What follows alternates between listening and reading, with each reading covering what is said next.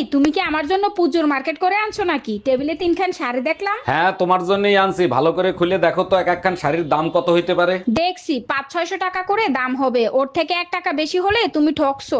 ওগুলো তোমার গত বছরের পুজোর শাড়ি, বাপের বাড়ি দিয়ে আইনা 5-6 হাজার টাকা দাম বলছিলে কেন? হ্যালো। শোনো, ডেঙ্গু তো শহরে ভয়াবহ রূপ ধারণ করছে, তুমি সাবধানে থাইকো। আমার চিন্তা তোর করতে হবে না, তুই বাপের বাড়ি আছিস, বাপের বাড়ি থাক। দিনের বেলা অবশ্যই মশারি টাঙিয়ে ঘুমাবে। সব রক্ত তো তুই খেয়ে গেছিস, ডেঙ্গু আসবে কি রক্তদান করতে? এই একটা জিনিস খেয়াল করছো, বিয়ের পর আমি ধীরে ধীরে মোটা হয়ে যাচ্ছি। মোটা তো হবাই, বিয়ের পর থেকে শরীরের সাথে জোকের মতো লেগে আছো। আরে বোকা, লেগে না থাকলে স্বামী স্ত্রীর ভালোবাসা বাড়বে কি করে? তোমরা জোকের থেকেও ভয়ঙ্কর। জোকের তো রক্ত খাওয়া হইলে ছাইড়ে দেয়, তোমরা তো তাও ছাড়ো না।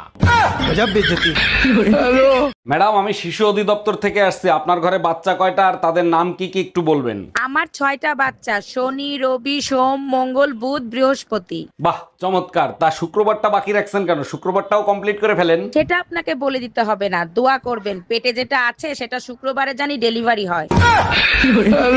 আচ্ছা, তুমি সারা দিন সংসারের কাজ করো, তোমার খুব কষ্ট হয় তাই না? আরে কি বলো তুমি, কিসের কষ্ট? নিজের সংসারে কাজ করার মজাই আলাদা। আচ্ছা, তুমি প্যান্ট চেক করে প্যান্ট ধোয়া না? প্যান্টের ভিতর টাকাগুলো সব ভিজে গেল।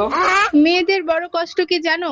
প্যান্ট চেক না করে প্যান্ট ধোয়া, আর যখন জানতে পারে প্যান্টের ভিতর টাকা ছিল।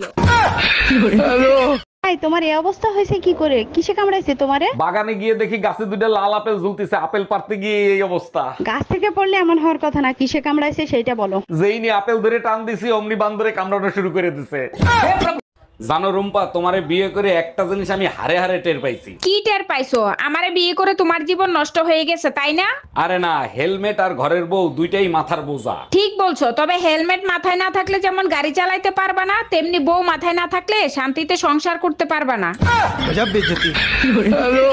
ভাবি, শুনলাম আপনি নাকি চোর পিটাইয়া আলু ভর্তা বানায় ফেলাই দিয়েছেন। অরুণ ভাই, প্রমিস করেন কাউরে বলবেন না। আরে কি বলেন ভাবি, কাউরে বলবো না, আপনি বলেন। আমি ভাবছিলাম আপনার ভাই রাত করে বাসায় এসে তাই বেলুন দিয়ে ইচ্ছা মতো পিটাইছি।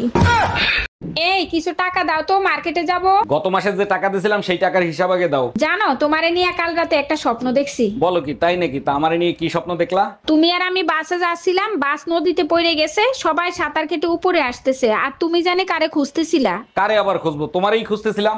জি না, বাস কন্ট্রাক্টরে খুঁজতেছিলা টিকিটের টাকা ফেরত নেওয়ার জন্য। এই রুম্পা, কই তুমি? এক গ্লাস পানি নিয়ে আসো, আজকে অনেক কষ্ট হয়ে গেছে।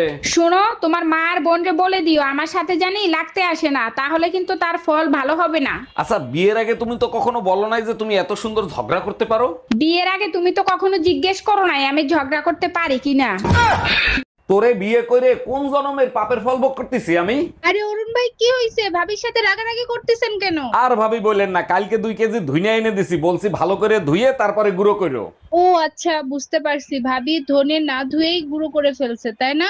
আরে ভাবি, আইসা দেখেন সব ধুইনে ওয়াশিং মেশিনে ধুইতে আছে। হক মাওলা, আমি হলাম অরুণ বাবা। অরুণ বাবা, অনেকদিন পরে আসলেন, তারপর বলেন কেমন আছেন আপনি? উপরওয়ালা যেমন রাখছে তেমনই আছি রে মা।